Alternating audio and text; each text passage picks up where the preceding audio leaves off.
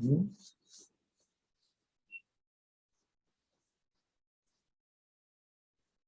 See. There's this thought that says that how can my presence be God? How can, yeah. Okay, so the mind will say, but how can my presence be God's presence? Little old me? So, what is the way to check? This presence, see if it has a boundary. Where does it stop? Check. Check. This presence, where does it start? Where does it stop? If it was just yours, and we'll talk about who that yours is, then it would be restricted. It would be limited. You say, oh, that is her presence. This is my presence. Can you find that boundary? See whether this voice that you're hearing, is it outside of you? This voice is being heard where? Just appearing in The same space of being, the same presence, the same space of being. Find something that is outside that.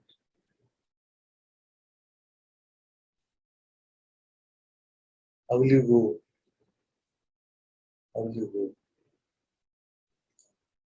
So where should we make your boundary? I'll tell you whether it is your presence or God's presence if you tell me where your boundary is. इस body को बना लें. You can see that the sensations that we call the body are appearing where? Same space of being. Now, is there less being on that side and more being on this side? Is that your experience?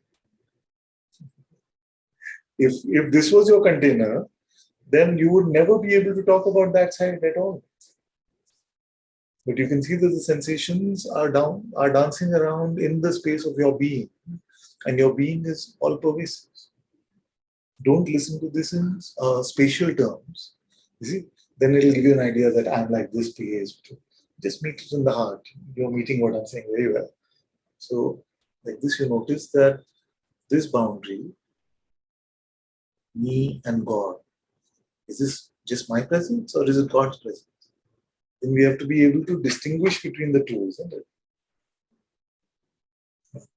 And then how do we reconcile the most famous spiritual notion that God is everywhere? Does that mean that God is everywhere but me? All this is God, but what's inside this bundle of bucket of flesh and blood is me. Is it like that? That's what the mind tries to convince us. So no distinction. That's why Advaita, no duality. And not just because, oh, it's a concept. I don't believe in duality. No, it's not about belief. You don't find it intuitively. You don't find a separation. You don't find a distinction. Now, there is no me left. There's only God. Or if me is everywhere, that me is God. Either way, it's God.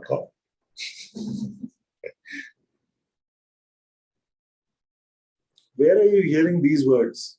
Outside you or inside? Any experience outside you? Can you attest to a universe which is outside of you? And how would you send your attention there?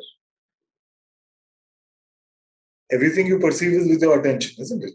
Now, if something is outside of you, how would you send your attention there? Don't think about it. Just experiment with it. You try to send your attention outside of yourself. Can you send it? But you realize that all this realm of time and space is nothing but a tiny appearance within you. But not within in spatial terms again. Don't make a mental framework of it. Just meet it intuitively.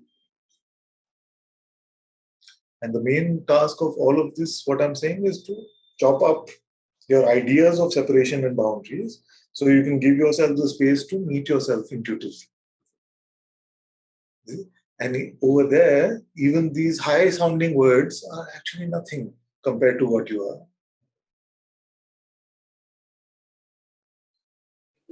Okay, do an experiment with me. Close your eyes. You've gone inside. Inside what? Inside the body would be an X-ray machine. So you should be able to see your bones and your flesh and your blood. Is it like that? Then if it is not inside the body, then inside what have you gone?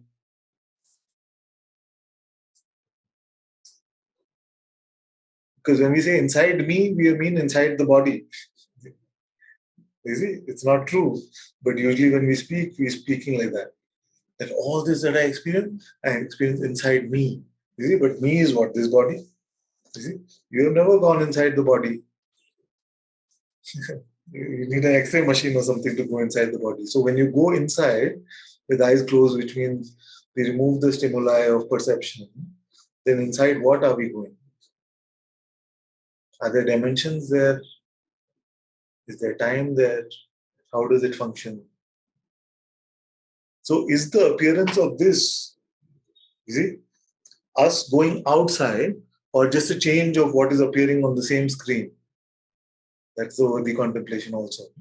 Is it just that the appearance on the screen has disappeared in one aspect of it, which is the visual aspect of it, and with the eyes open, apparently eyes open, then disappears on the same screen? Or have we actually changed the screen? These are worthwhile questions, no? Because we take these things very literally, like in spirituality, it is said, God will be found inside you. Then if God is that small that God lives inside me, then I am the bigger God. You see, so it is metaphorical for us to point us in a way to look in a different direction to what we've been looking. What would be so great about something that lives inside me? Chotu motu. What is the big deal in searching for that?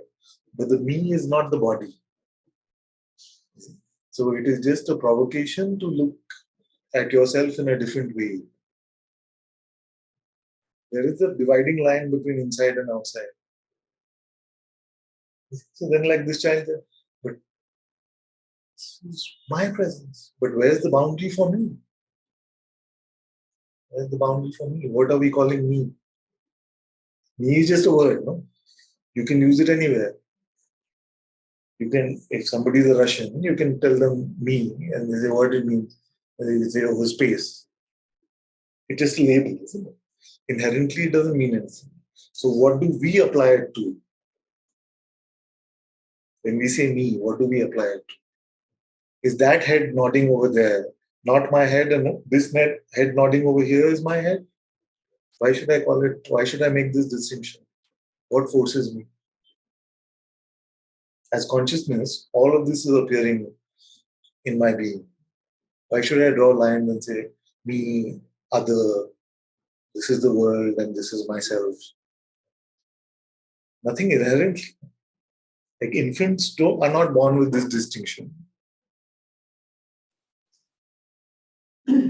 What determines where you draw the line to yourself?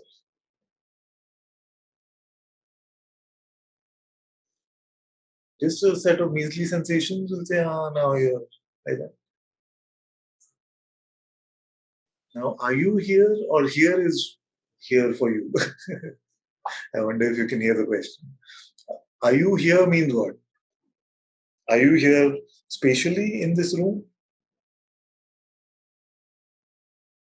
These are worthy contemplations to make, because our paradigm of what we are, you see, in spite of all the spiritual learning, can continue to be so body-centered. And you just feel like everything applies to this bundle of flesh. And everything, actually, all the good stuff about, all the universe is appearing and disappearing within you. All this is good to help this body.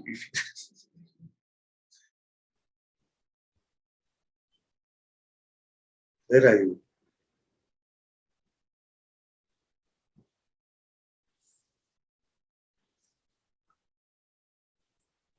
Body is nothing but a bundle of material phenomena. Bundle of material. So you would have to be material. to be inside this. How many grams of presence can this glass hold? Suppose it's 300 ml of liquid. How many grams of presence? It's a different dimension. It doesn't apply. So how can this body hold presence? It's like this glass only, material stuff. It's all the falafel we've eaten. There's nothing more to it. Not we expect the mind to give a straight answer. Intellect feels like everything should be logical. Like another child was saying earlier, I get upset when things are not logical. But what is logical? Even inside and outside is a joke. Up and down is nonsense. So what will be straightforward? What is up for you? You have to define yourself to say what is up. Now tell me what is up. There's no up or down for you.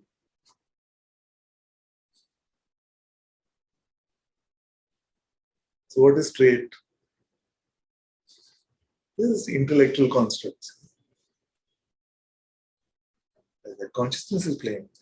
That's why we say satsang is consciousness speaking with consciousness. Actually, everything is consciousness with consciousness.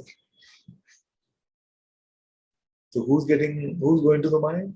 You as consciousness. Satsang is what? Consciousness reminding consciousness that you suffered enough.